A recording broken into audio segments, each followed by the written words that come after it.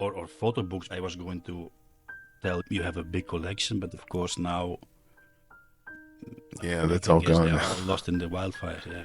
Yeah, that's hard. That's kind of heartbreaking because I had books there since that I started collecting while I was in college. So, and a lot of those books are just irreplaceable. Some have been personalized by, photographers who are no longer with us. And just, other books are out of print or prohibitively expensive to replace. You Hmm. know, I just can't go there. Um, all those books are just like were turned into white ash.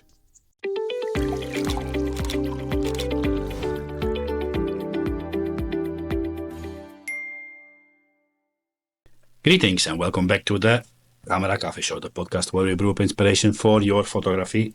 I'm your host Tom Jacob, and behind the scenes are Tatiana Maravana and Richard Clark, pouring this all into a wonderful new episode. Today we have a photographer whose work and storytelling has inspired countless creatives, Ibarionex Perello. For almost 20 years, Ibarionex has been the voice behind the Candid Frame, a sure favorite of mine and one of the longest running and most respected photography podcasts. Ibarionex is a photographer, journalist, educator, workshop leader, and a writer who spent most of his career helping others find their creative voice. But just past January, his own world has turned upside down when he and his wife lost their house and their home due to the Eaton wildfires in Southern California. So I got an email out to him to see if maybe in any way we can help out with the podcast, and we made this recording in his temporary home. In this episode, we will talk about his life in photography, from shooting on the streets of LA to teaching the craft, the evolution of his Candid Frame podcast, of course, and what he's learned from interviewing the greats over all these years. But of course, we will talk about what happened the night of the Eaton Fire and how it changed everything for them and the meaning of resilience, how he's moving forward now, and what's next in his journey of life.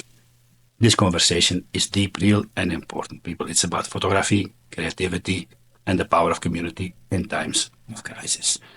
Ibarionex has given so much to the photography world. Now, in a small way, we can give back for that. Check out our show notes how to do that. For now, grab a coffee, sit back, and let's dive into this conversation with Ibarionex Perello.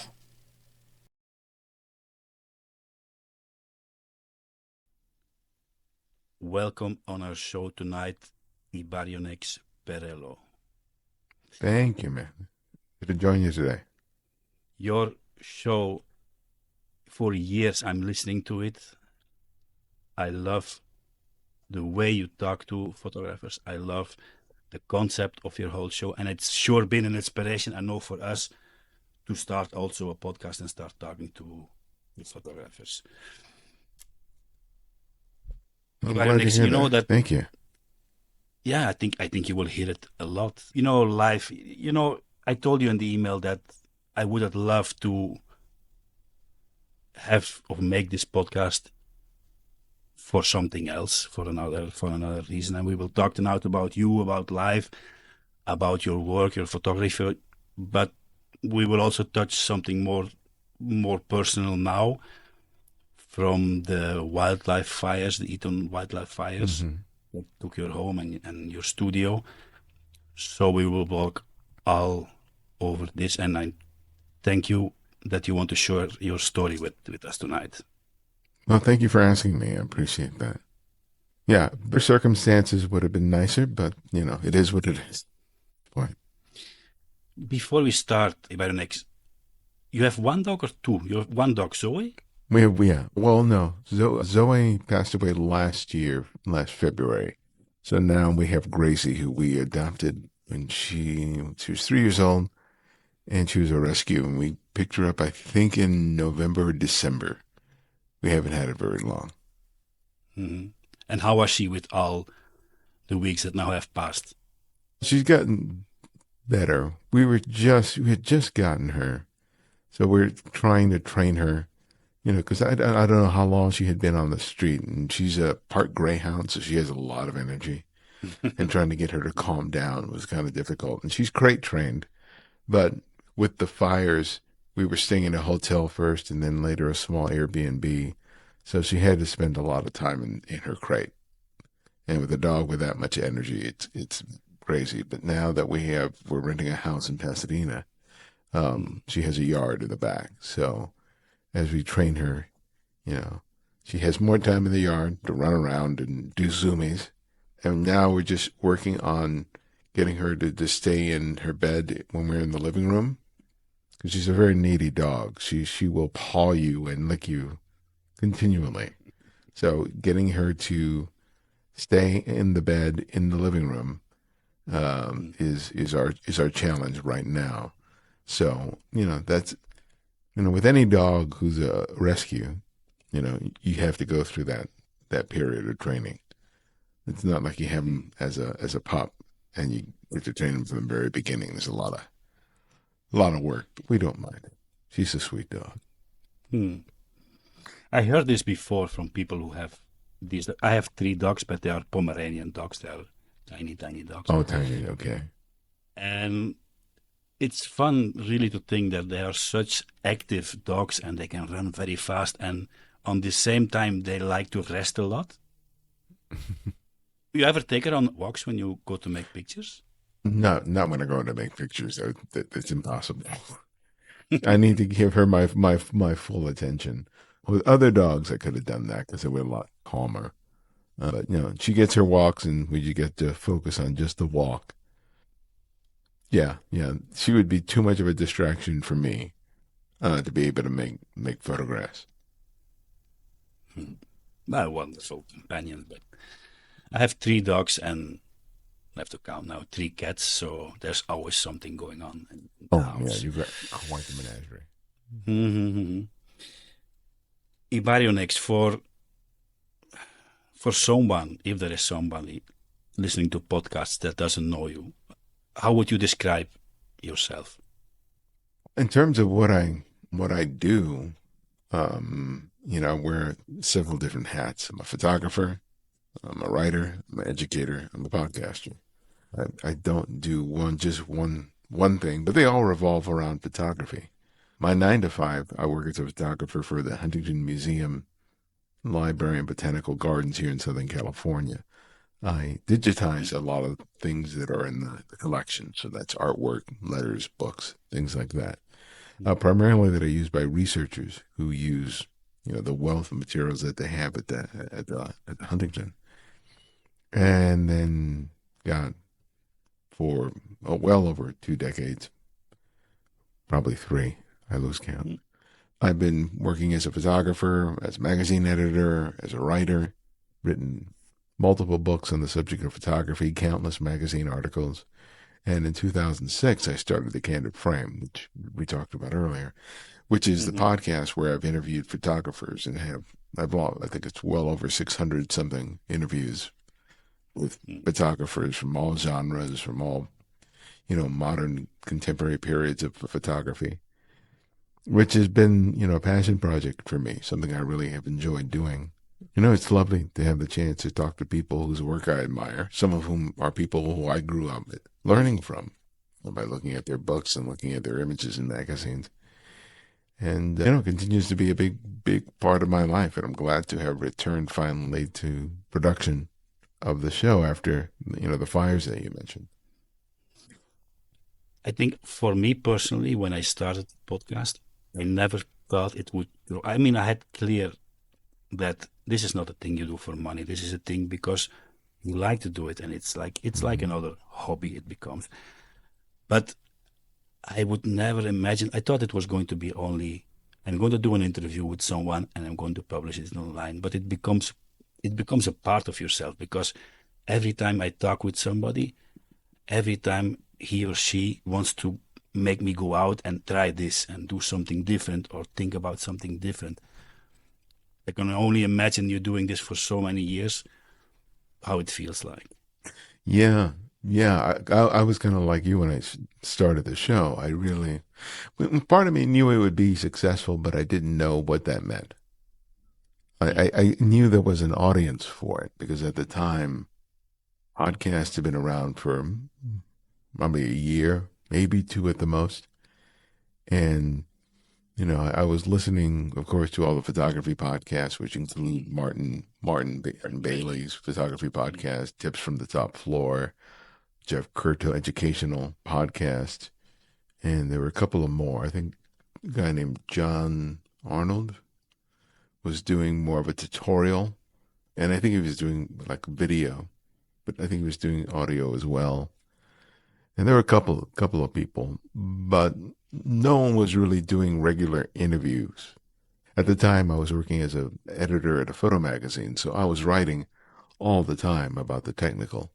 So I really didn't want to do more of that on my own time. Because I was just 40 hours a week. I'm already focused on that stuff. I really wanted to have a chance to sit down and talk with photographers about photography. And I would get to do that every once in a while at the magazine because we would do a profile on a photographer. So I'd get to interview them. But if I interviewed them for 45 minutes or an hour, only a fraction of that would end up in the article in terms of quotes. Yeah. I would talk to them, have a conversation, do my research, and then I would write how many, whatever word count I needed to write for the magazine. And so it wasn't an unfiltered, unedited conversation that found its way into the magazine. And there were a lot of people who I wanted to talk to that just didn't fit into the goals of the magazine. There were still photographers I knew that more than likely they wouldn't get focused on because the nature of magazines was really to get advertisers to help, pay for the magazine and the staff. So there was always a lot of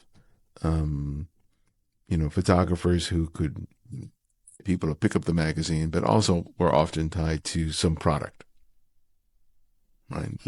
Because product, as now and then, that drives a lot of traffic.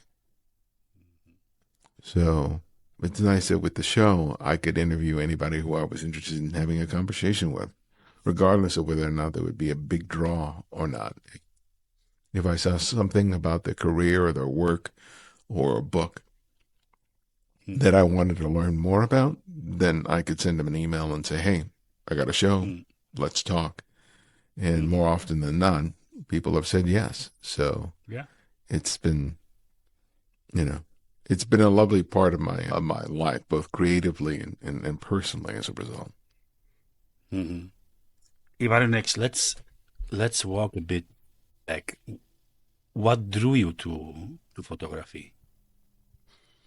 Oh, I was a kid, about 10 years old, when I was a member of the Boys Club of Hollywood here in Los Angeles. And one of the counselors had fixed up a darkroom that had not been used in a while and brought in two freelance photojournalists to come and teach several kids how to shoot film in a camera, learn the basics of exposure, processing film, and making prints. And the first time a print appeared on that blank sheet of white paper in the developing tray, that was it. That's all I wanted to do.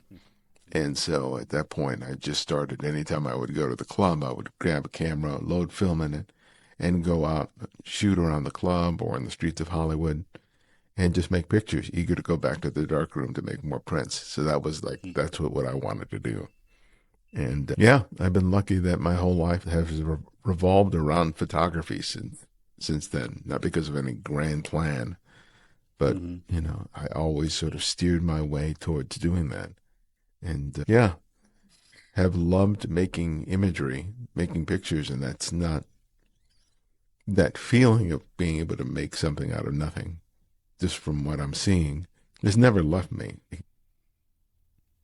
When people tell me that they started out in a dark room, I started out also in a dark room in the attic of my parents, and I always ask them if you still smell the developer fluid Oh yeah. It's something in my brain that will never go out. Oh yeah. You know that smell.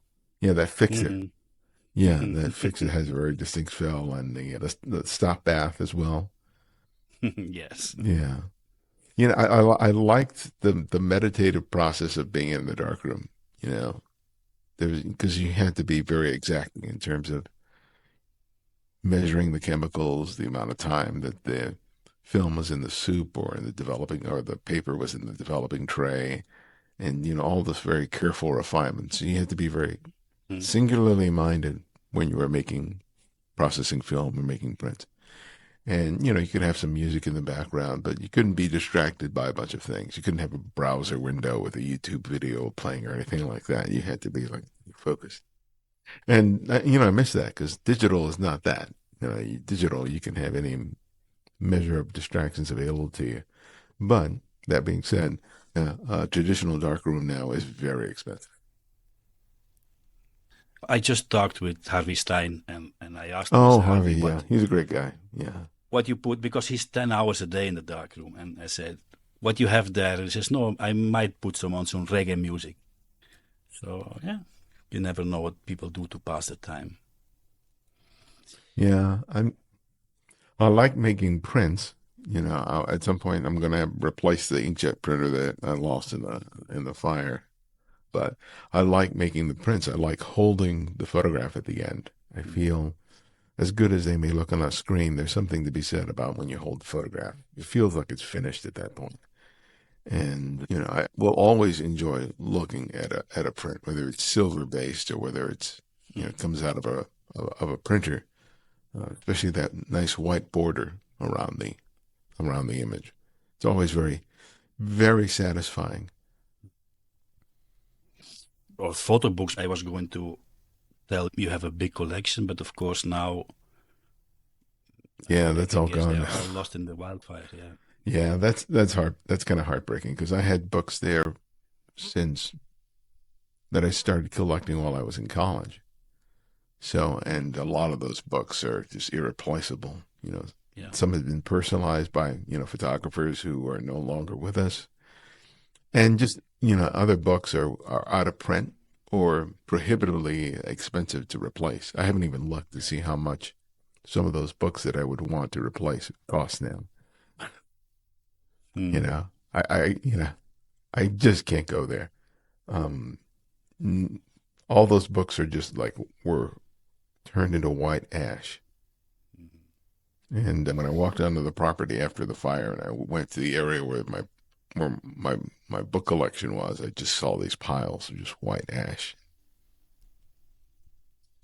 That's I lost photo equipment there, but the photo equipment easily replaceable. You know, the books not so much, not so much because it was decades worth of collecting. Um, and some books are easily replaceable, right? Yeah. If I want to get Robert Frank's The Americans or something like that, I can easily get a copy of it. Other books, not so much, not so much. Mm. And yeah, there were some Yeah. books that I had just spent a long time tracking down to get a copy of, and finally getting it and to have it, you know, gone in ashes is kind of heartbreaking. I'll probably People have offered to send me books, and I'll probably start building up a collection again. But right now we're in a rental, and I have to be kind of careful about how much I accumulate, especially with respect to books. I had a wall length bookshelf that I had just built year and a half ago, right? And it already filled it up, right? And I can accumulate books really, really quickly. So I'm gonna have to be careful in terms of how much I accumulate here because I could do a lot of damage in 2 years. You were always like this because you had a very, let's say, you had different roles in your life. You're an educator, you had a writer, you're a journalist, you're a Mhm. podcaster, you're a workshop leader. You think as a little boy, you always had this vision in mind, or you just wanted to be an astronaut like everybody else? No, yeah, I had no idea what I was gonna do. Um, Yeah, yeah. It wasn't until, you know, my early college career that I had any sense that I could do something that involved being, you know, taking pictures or writing. It was only then when Mm, I joined the newspaper at Los Angeles City College, community college here in Southern California, that I ever had the sense of what the heck I was going to do in my life. Even as a kid, I just wasn't, I wasn't sure what I wanted or needed. I did acting in high school. That was great fun. For a while, I kind mm, of entertained the idea, oh, I'll become an actor. But, soon after graduating high school, you realize it's a whole different game. And I just mm. I was not up for the ups and downs and the rejection and, the constantly putting yourself out there that is required for being an actor. And I knew plenty of people who were working actors. And the more I got to see what their lives were like and what they faced, it was like, it didn't seem like it was a good fit for me. It was certainly fun, but But you're not, um, you're, I think you were the guy who was up for a challenge, no? Ibarionex? yeah, yeah, but not at the time. My level of confidence back then was not what it is today, and I don't think I could have really dealt with the level of constantly putting myself out there and the inevitable rejections that come from Mm, yeah. being an actor because you get more rejections than you get you know jobs, and Mm, it's even more difficult now. But photography and writing was very self affirming, and it was easy for me to go out there and make work, and that's not something I could say being an actor. Right? mm. I much preferred photography where it was just like camera, lens, roll of film, and I go out there. So, street photography, I think, has always been this major core of your work, Ibarionex. What drew you to this genre of photography? Well, when I started to learn photography, that was the very first subject I gravitated to as a kid.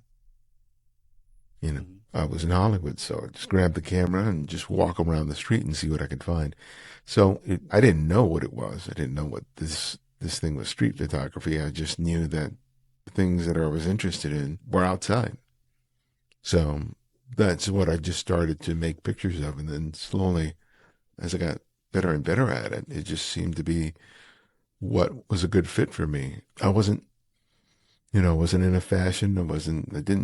I didn't grow up with the outdoors. I wasn't an outdoor mm, thinking about being an outdoor photographer, but I wanted to make pictures. And the most accessible subject I had was out in the street, whether it was just walking, the streets of Hollywood or Venice or downtown Los Angeles. It was like, I just want to make pictures. And then as I started to discover photographers that were doing that at a level that I had never could have imagined, I realized that, oh, this is a thing. mm. And I began to have a better understanding of how to make more effective photographs on the street. I made photographs that were good, but I really had no sense of, oh wow, there's a real artistry and a real thoughtfulness to Behind it. making pictures on the street. So that's been my pursuit ever since in terms of how do I do this better? How do I challenge myself? How do I make photographs that, I couldn't have made just a couple of years before? I've made other kinds of photographs, but I think street photography has taught me how to be a better photographer more so than any other type of photography I've ever done. Mm. I was going to ask you about influences, but then I think to read Ibarionex, you spent a summer with Gordon Parks. Well, no, I wish I had spent a summer with Gordon Parks, but I got to visit him when I was in college. Um, I had discovered his work in college, and someone knew him and gave me his phone number, and I was going to go and spend the summer in New York. And I called him, and I was hoping to, work with him or do something, but at that point, I forget how old he was. He's probably in late 70s, early 80s, something like that. So he was not looking for an assistant. He already had an assistant. He wasn't actively working in the way that he had been in the past. But he invited me over to his apartment. And so we spent a couple hours just hanging out and talking, which was a remarkable experience. He was working on one of his multiple autobiographies. I think he wrote like 4 autobiographies. And I think the third one was, and he had galley proofs for it on his coffee table with a bunch of images that he was Mhm. considering for inclusion in that book. So I was sitting there and having read The Choice of Weapons, which was his first biography, having seen The Learning Tree, having seen, and learned so much about him. I was surrounded by things in his apartment, and I kind of knew the stories behind Yeah. them. Right? Oh, there's a picture of his son, there's his daughter, there's the piano where he composes music. I mean, it was kind of surreal to walk into someone's place who you've never met before in real life, yet you're walking in there and you know what those several of the things are that are in his space. And he was very gracious, and I met him a couple of times afterwards when he came out to Los Angeles. And yeah, it was really an honor to have a chance to meet someone as legendary as he was, and to find him to be very kind and generous. Mhm. I wish I had had more time with him, but I'm grateful for what I had. Mhm. So you went out with him shooting, or? Oh no, no, yeah, he was just there at his apartment, and so I just visited him there while he was having breakfast. He was having a boiled eggs and coffee, if I remember correctly. Very simple. It looks almost like a start of the podcast. You had done interview there with him while he was having breakfast. Oh wow, yeah. I wish I'd had the chance to sit down and have a conversation with him and record it. Crazy thing is, I was so nervous that I forgot to ask to make his photograph. I was just. It was only after leaving I was like, oh, I didn't ask to make his picture. So I had one in my office before of a friend who had made a picture of him, which was a really nice portrait. So I may have to reach out to him or somebody else who I know have photographed him and ask for Mm. a print to replace in my working space, because I liked having him present there in that way. Mm. Now we talk about podcast Ibarionex. You think that by running your podcast so many years, it has, say, like shaped your own creative vision a bit? Yeah, yeah. I one of the things I often say about the show, and the reason I do it, is the fact that I want people to discover that there's not just one way of becoming a photographer, that there's just not this one path, which in Mm. my younger years I always felt like, oh, you had to do these exact things in order to be able to lay claim that you're a photographer. And because of the many people that I've photographed over the years, I've realized, oh no, there's not just one way of becoming a photographer. There's no one path to having a career. It doesn't mean that you have to have a studio and you have to do commercial work or things like that. There are people who are doing just that, and there are other people who have a quote unquote normal job who do photography on the Mhm. side, but who nevertheless produce Yeah. amazing work.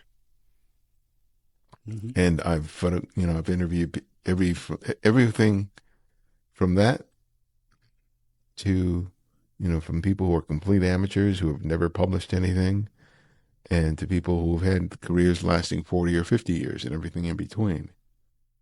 Hmm. So it's just really, it's encouraging to me Yeah. to hear that and to have those conversations and to share them with an audience, because it encourages me, but it has encouraged a whole lot of people to kind of define for themselves what their photographic life is going to be.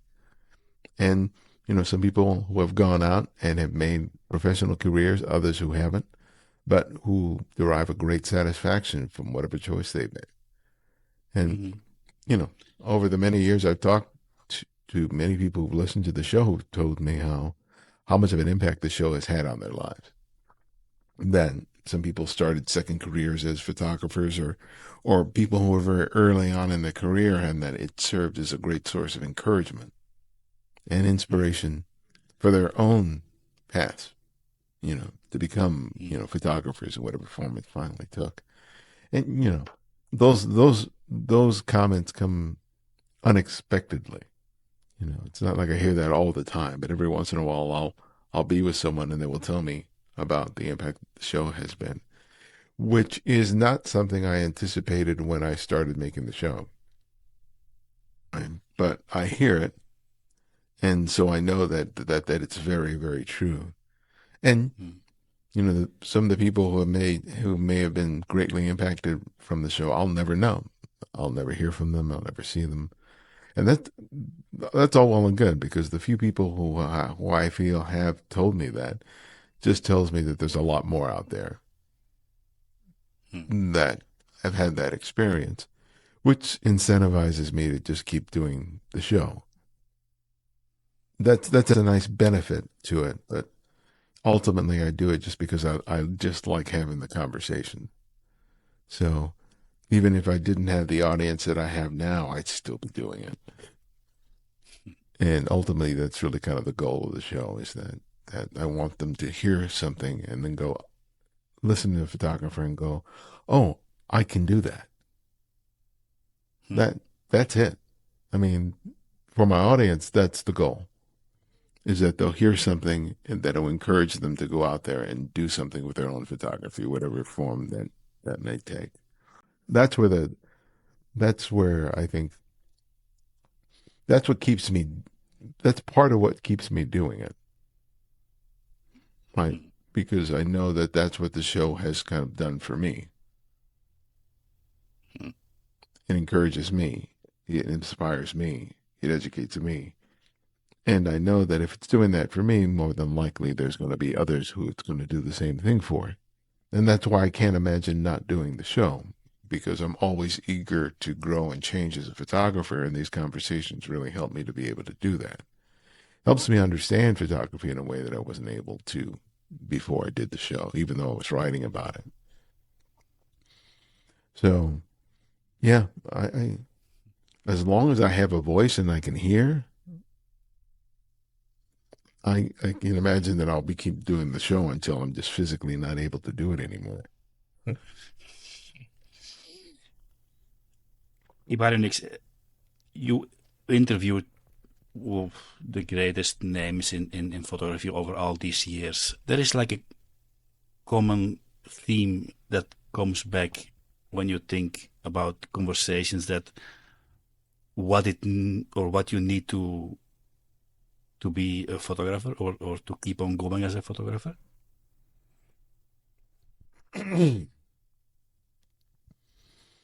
That's a really good question. I think that one of the things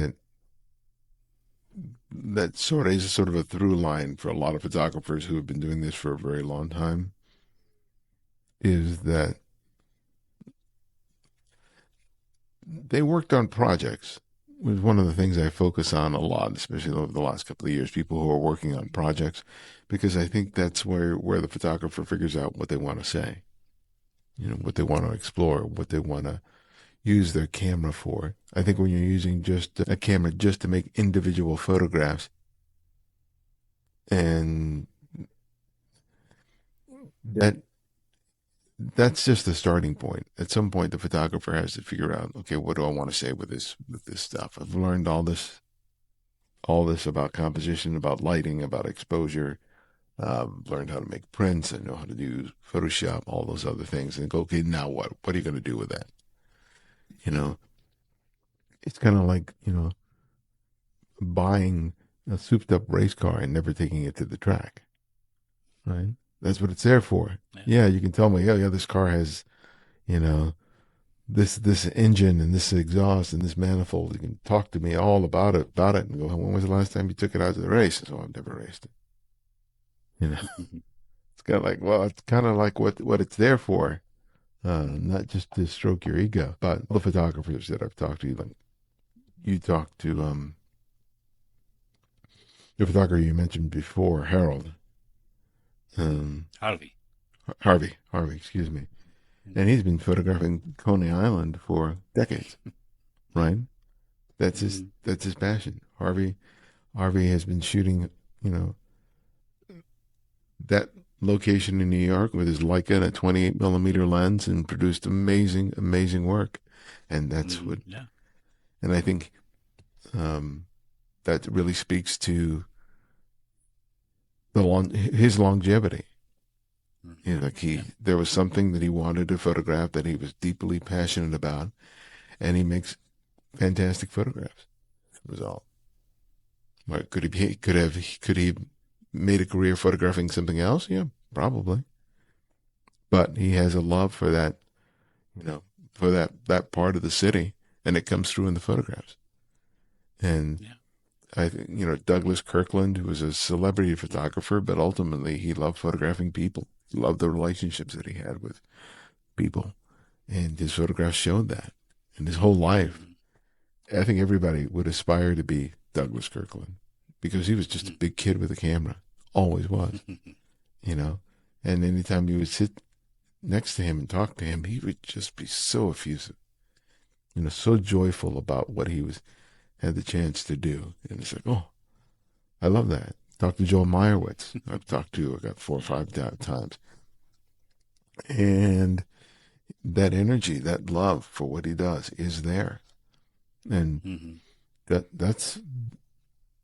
but each of those photographers has things that they're working on. They're not just taking pictures for picture's sake. And I think if you really, you know, at some point when you hit a wall in terms of, you know, your photography, it's like, well, what's your project? What are you working on? I think inevitably every photographer has to come to a point where they have to make that decision. And when they don't make that decision, that's where things become a bit stagnant, right? Where you're making incremental improvements, but you're often left unsatisfied with what's happening with the work. Because, yeah, you can make individual good photographs, right? But to what end? Right? And, you know, photography is about communicating. So you have to find a way, okay, what do you want to communicate and how do you want to communicate it? Do you want to put together a book? Do you want to have an exhibition? Do you want to have a magazine spread? If there are any magazines out there that are left. But that's where I think that's kind of the end goal. What do you want to do with all this work? It's not to say you can't just be a documentarian of your own family's life, right? You could just do that, and that would be good enough and just as important as anything else. But you still have to have an idea of, oh, this is what I want to do.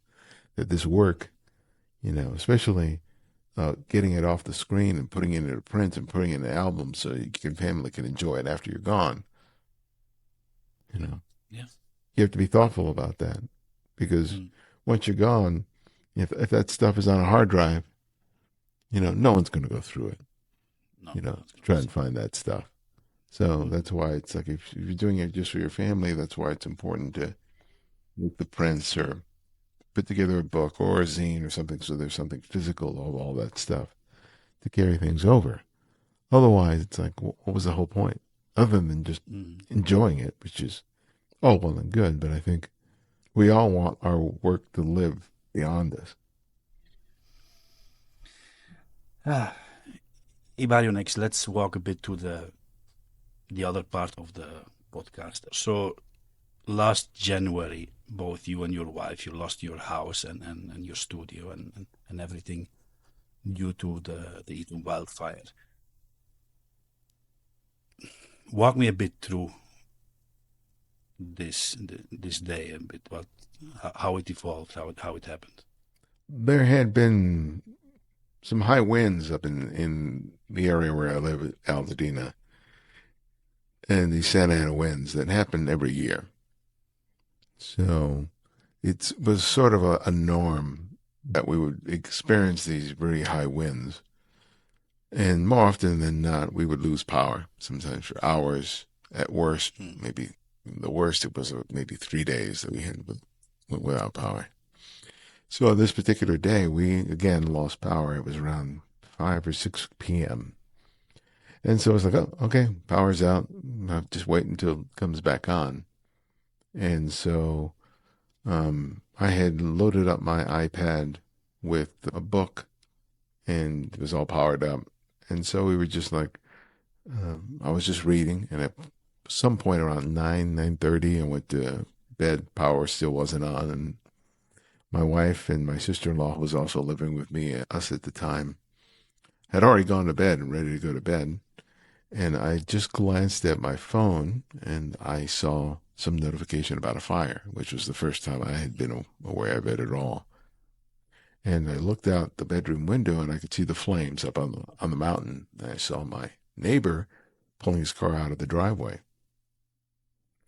And I went out and to my deck because I wanted to get a sense of where the winds were blowing. And I could, as soon as I hit the step down to the deck, I could feel the wind against my body, and I could feel that it was coming from the direction where the fire was coming. So it was like, okay, it's likely coming this way, and went out and talked to my neighbor. And he says he was evacuating. And so I went back into the house, and I told everybody we got to leave. And they were like, they were completely clueless about the fire because we hadn't got any notifications or anything like that. So we kind of scrambled, grabbed, what we could. Because the power was out, we were relying on our phones as flashlights.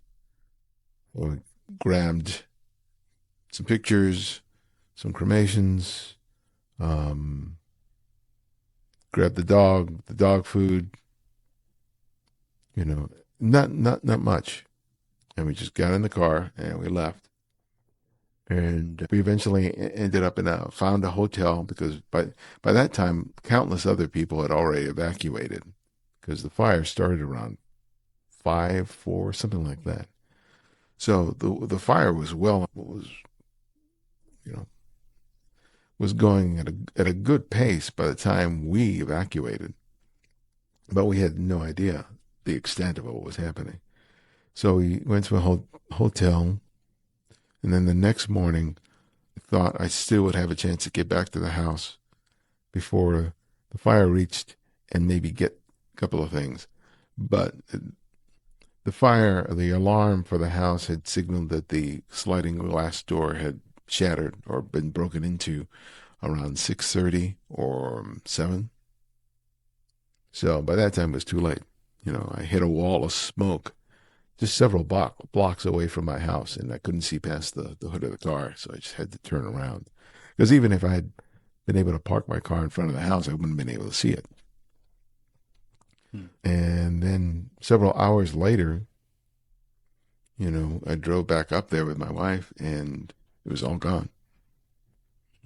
And at that point, it was like, oh, it was very, very surreal. Even before we got to our house, we were driving through the area, and this is before, they had the National Guard or anything there to kind of restrict access. In the immediate aftermath of the fire, we were driving through there, and then, still flames coming out of, places. And it was just like all these things that were familiar to us, houses, stores, businesses, they were just leveled. And really strange. And so immediately after that, it was just trying to figure out, what do we do next? Right. And so there's this huge sort of this learning curve of trying to figure out, okay, how do you survive this? And we were in a hotel filled with people who were in the same boat as we were. Because the great majority of the people that were staying in that hotel were people who were displaced because of the fire. Either they had lost their homes or their homes are still there, but because of the smoke and all that other stuff, they couldn't go back. So you had hundreds of people there, and we were just down the road, just down the way from the convention center where they had the evacuation center. So we were constantly going there to sign up for, various relief efforts, FEMA, and all those organizations that were there. Yeah. And sort of figuring out, okay, what do we do next? Getting in contact with insurance, applying for grants, trying to figure out, okay, where are we going to live? Because hotel was expensive, right? And there were delays in terms of getting money from the insurance company.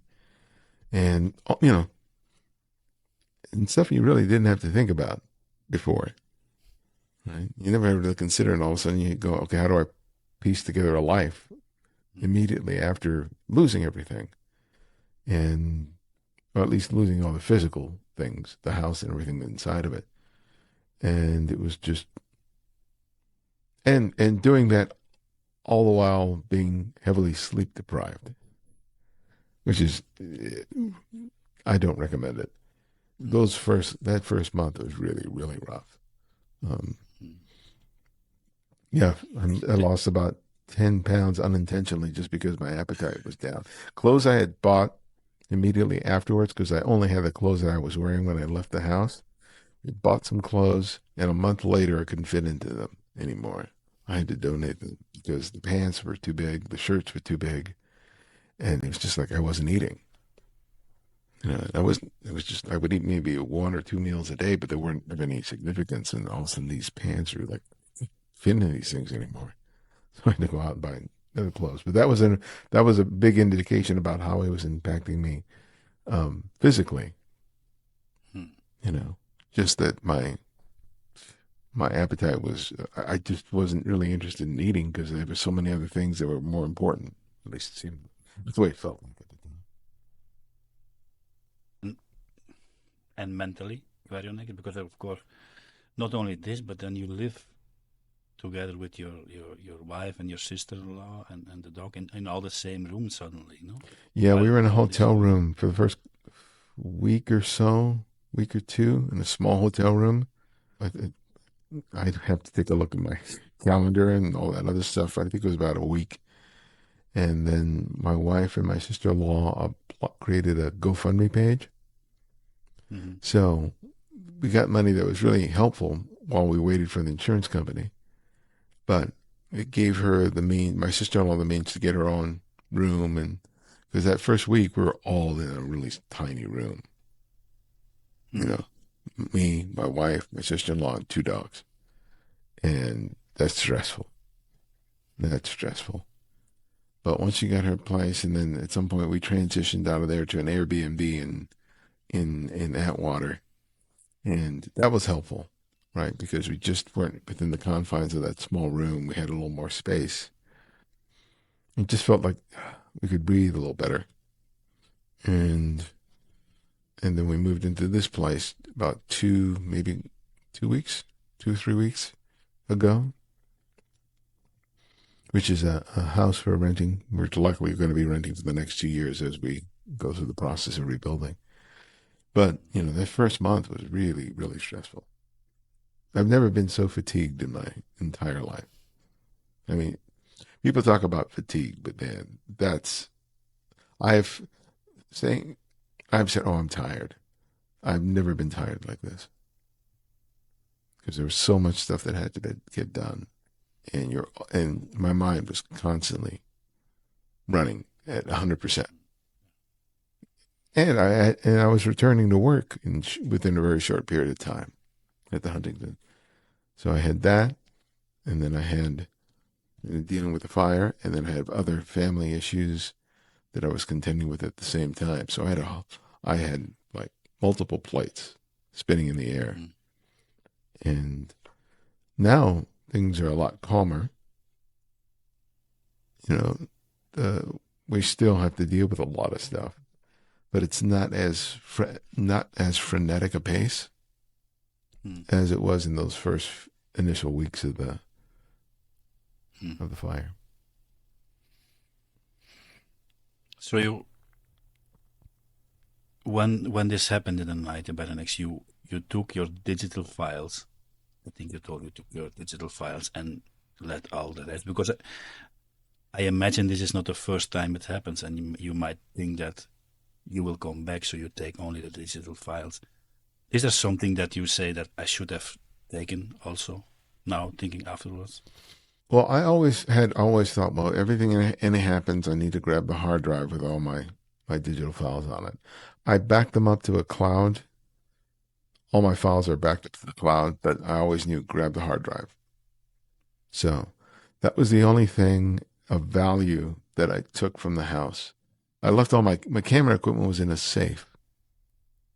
And I had an XT3 that I just happened to be using for the last couple of days before the fire. and a 30 millimeter lens I was borrowing from Fuji. So that was all that I left with. I didn't think to go into the safe and grab all the photo equipment. Part of me was thinking, oh, we'll come back. It'll be fine. But I said, just in case, let's get that. In retrospect, what else I would have taken? There was a portrait of my dad that hung in the hallway that I shot on film that I don't have otherwise. I think that's the only thing that I would have left with that I didn't leave with. Yeah, everything else, when I think about the books, that was like the big loss, but it's like, how could I have gotten started? Which books would I have taken if I had the chance? I didn't have the luxury of that kind of time. It was just kind of like, well, I hope it's here. And now that it's not, it's like, when I start thinking about the titles that are on that shelf, like, oh God, yeah, I lost that one. Oh, I lost. And it just, but I can't go there for too long because it just gets very depressing. But yeah, most of the stuff that I wish I had taken, really, other than that photograph of my dad, yeah, I think that's the only other thing I would probably. I wish I'd grabbed that, but it just wasn't. It was a crazy 20 minutes, 30 minutes of scrambling out of the house, and so when you're using your phone as a flashlight, not everything is obvious. Mm-hmm. And your wife, Ibarionex, how you supported each other during all this time? It's been good. It's been good. I mean, as with any married couple, you have your issues, but it's made us stronger. We've been really relying on each other in ways that we're always present, but have become. We've become even more resilient than we were before. So, and it was hard for her because she had been sick since December, turned into bronchitis, and then with the fires, it turned into pneumonia. So for the first couple of months, it was rough. It was rough. With her breathing, she had to go to urgent care 3 times for breathing treatments, and so her voice isn't completely back, but that was really rough. But we're there for each other, and now we're slowly getting back on our feet, figuring things out financially about where we stand, what we need to do. But we're good in terms of our relationship. I know other relationships would falter, if not completely break up after a disaster like this. But, no, we're really good with each other, for which I'm grateful for. I couldn't imagine going through this and having to deal with marital issues on top of it. Mm-hmm. And all this photography community you built about the next 2 years with the podcast also, they came forward and they helped. Oh yeah, that was incredibly heartwarming, unexpected, gratifying. The fact when she started the GoFundMe, she did that, and so many people who contributed to the GoFundMe were people who listened to the show. Mm-hmm. People, donating a couple of bucks, people submitting hundreds of dollars to help us out. And it caught me by surprise. But it made me really have an understanding about what I had built with the show and the community that I was part of. Because those things helped us tremendously. Because it took a while, just because of the size of the disaster, it took a while for us to get initial funds from the insurance company. And, we were like, how are we going to pay for all this stuff? And then when we moved into the house, she did a thing on Amazon, like a housewarming thing where people could buy stuff, right? Mm-hmm. So all the stuff that's in this house now largely has been donated. Mm-hmm. You know, the dishes, the towels, the bath mats. You know, all those little things that you've accumulated over decades, which all of a sudden you realize you need. It's like, oh, Yeah. yeah, we need a place to put the dish soap, or the bath soap. Yeah. All those things that you never really thought about. You go, oh, we need this, we need this, we need that. People what were getting for us because people wanted to help, and so she put a list of all the things we were figuring out that we needed. You know, a waste basket, which just saved us the trouble of having to go out there and go to all these stores to get all this stuff. They were just getting delivered to the house. The garage now is just a stack of cardboard Amazon boxes that I'm going to have to slowly get rid of. But that's a big champagne problem to have. I mean, to go from all your worldly possessions fitting into one suitcase to, you know, a whole house full of stuff, including a couch, a bed, a desk. It's all happened in a couple of months, which just amazes me, you know. And luckily, we finally found this place, which is not too far from where I work and where our home once stood. But once I was in this room, it was immediately evident to me that it needed a lot in order to get to the point where I could do a podcast again. And we had talked about it because we had initially talked about doing this some weeks ago. But I did a webinar when I just had the mic and the laptop, and the echo in this room was just awful. Just awful. It was fine for the webinar, but I knew there was no way that I could do a show on it. So I had to figure out, you know, different things to do, getting a area rug, getting these sort of sound panels in the room, got a couch in the back, you know, all of that stuff to help dampen the sound to the point where it's like acceptable. It's not as good as what I had before, but it's good enough. I think we're good now. Fingers crossed. And I don't want to drag this out more, Ibarionex, but for people maybe the paperwork involved in this, I can imagine that it's also heaps and heaps and heaps of paperwork, no? Yeah, so much.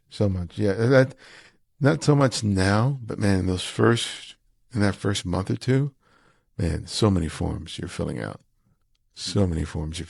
And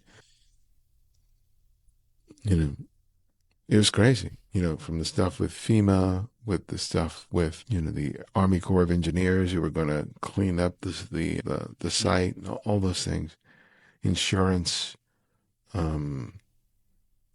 It was just endless. All the forms that you were signing, applying for grants, you know, for monies to help with this and that, and, you know, $200 here, $500 there. I had to get another car because the car that we left with one car and left one car behind, but it wasn't damaged by the fire to the extent you couldn't drive it, but it was smoke filled, and because it would have been better if it had been burned in the fire, because then it would have been a total loss. But the insurance company was not going to cover it as a total loss, despite the smoke damage. And I was fighting with them for a month. It's like they're telling people, don't go back into houses because of the toxicity. You know, there's asbestos, there's all this toxins in the air that are going to be in the house. And they're telling me, oh, just get the car detailed and it'll be fine. And I'm like going, I don't think so. So after a month of fighting with the insurance company, I was just like, screw it. I just asked the dealer at the car dealership, what will you give me for the car? And we just got another one. And what next for you, Ibarionex? Because I suppose when this happens, you can't live off day by day, no? And you can see a bit more in the future now, or? Yeah, the next thing right now is starting to talk to architects and contractors about rebuilding. That's what we have to shop for, trying to figure out who we're going to hire to do this for us, and then start going through that process of getting designs for the house, pulling permits, and then seeing when construction can actually start. From what I read, I think the county had just started issuing out permits for rebuilding the past week. So yeah, that's because no one really kind of knows how much everything is actually going to cost. Because you have thousands of people who are trying to build homes simultaneously. So how that's going to impact us, I have no idea. So we have an idea of how much money we have towards rebuilding, but now we got to figure out, is that going to be enough? And I'm hopeful that it is, but who knows? Which is why, we're still asking for people to sort of support us financially, which I've always felt kind of awkward about, but at this point, we kind of really need whatever help we can get. Because what you have running Ibarionex, the GoFundMe, how people can help out. Yeah, there's a GoFundMe that's active. I'll send you the link for that so you can do it. But I think if you do family, it'll come up. That's a good way to be able to sort of contribute. And, if people don't want to use GoFundMe, they can have on my website, I have Patreon, I have Buy Me a Coffee. If people want to make, modest donations, they can do that, because all that stuff, all that stuff helps. I mean, there was one person who was on unlimited income, and I think they sent me $10, and I was so grateful to that, because I knew how hard it was for someone on unlimited income to even send me $10. Right? But that meant a lot to me, because I knew how much of a hardship it was to even do that. So I'm greatly appreciative for anything and everything that people are able to do for us. Because there are a lot of people simultaneously who are in the same boat who are asking for the very same help. Right? And thankfully, I have a community and audience that has done more for us than I could have imagined. And I'm very grateful. But this is a long slog, right? It's going to be 2 years. So the help that people can have provided to us in the immediate aftermath of the fire has been a godsend. Overwhelming. Yeah. But I and other people who are in this boat are going to need help for a good time to come. I just hope, let's say in 2 years from now, that you're settled in your new house. I invite you. You come here to Spain, to mine, and we'll have a coffee and we have a podcast like this together. Maybe it would be excellent. That'd be good. Let me round up this interview a bit, Ibarionex, with a bit more light-hearted questions. I think you got a BA in English literature, no? Mm-hmm. Right. Yeah. What's a novel you always can keep coming back to?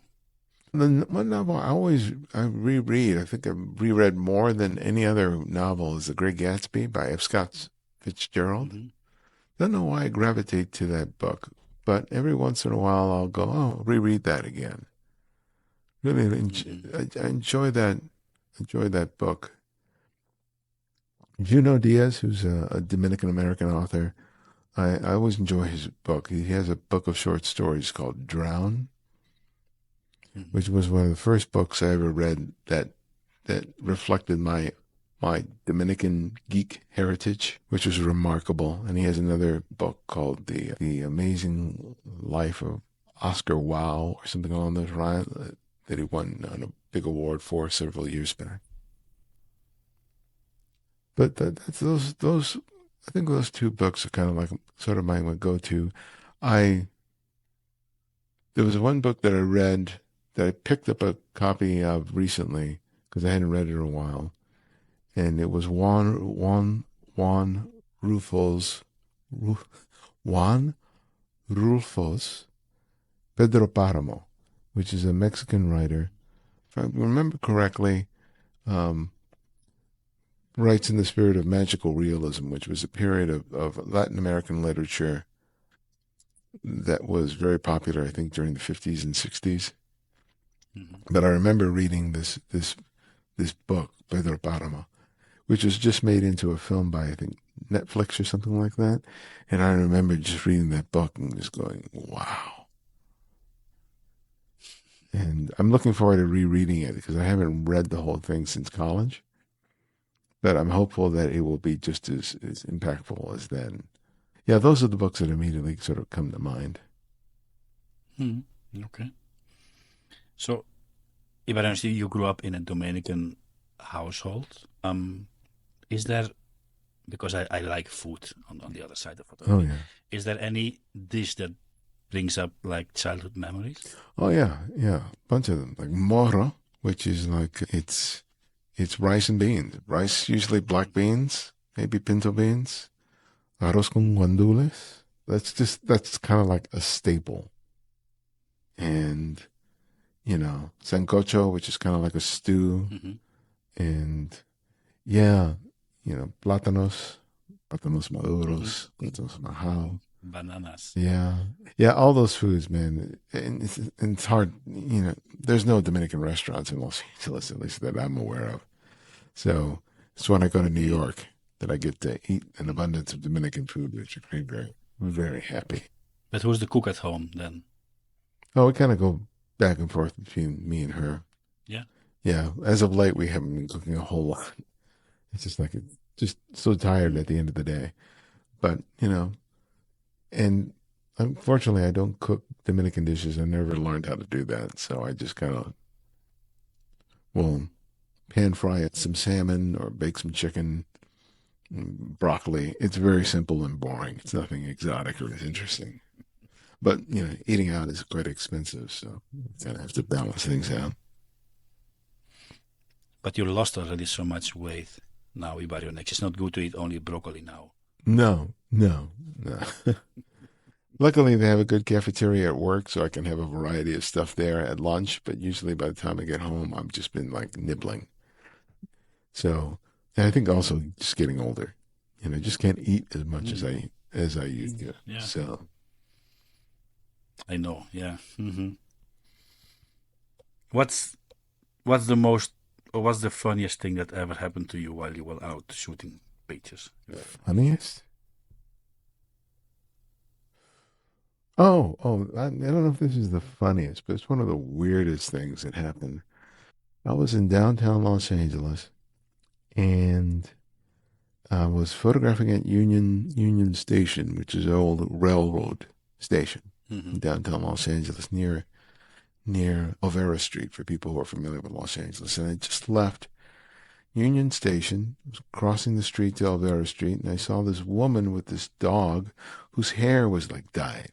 Oh, Chihuahua sort of dog. It was just an unusual looking dog. And I asked this woman, "Oh, do you mind if I make a photograph of your dog?" Right? So I made a photograph of the dog. And then a couple of days later, I hear that the dog had been kidnapped. And what had happened is that the actual owner of the dog had taken their dog to a place to get it a bath. And someone had come and claimed the dog before the owner got back and took the dog. And then somehow that dog got in the hands of this homeless woman, which is who I met when I made the picture of the dog. But by the time the story had happened, other people had seen the dog and they'd got it back to its owner. I was going, hey, I know that dog. I made a picture of that dog. So that was that I think that was funny, surreal. I probably had other things that are kind of funny that have happened, but that's the one that immediately comes to mind. I think on this note, on this more positive note, I think we can round up this interview, Ibarionex, and I will let you go on with your Sunday morning there. Thanks a lot for being here with me tonight. It's been wonderful getting to know you. Just let me tell you again that I enjoy very, very much your podcast, and please keep on doing them, and maybe for yourself also a bit more a creative outlet to not to think about other things. Yeah, that's the plan. And thank you for having me on your show. I really welcome the opportunity to talk to you and your audience. So thanks a lot. My pleasure. Have a great day still, Ibarionex, and we see each other around. All right. Take care. And that's it, folks, on our conversation with Ibarionex Perello for today. His passion for photography, storytelling, and teaching, I think, has impacted so many people, and the strength in the face of loss is truly inspiring. If his work has ever helped you in some way, then this is the time for the community you can return. You can support Ibarionex in small but meaningful ways, whether by sharing this episode, buying one of his great books, or donate any amount to one of the following links in our show notes.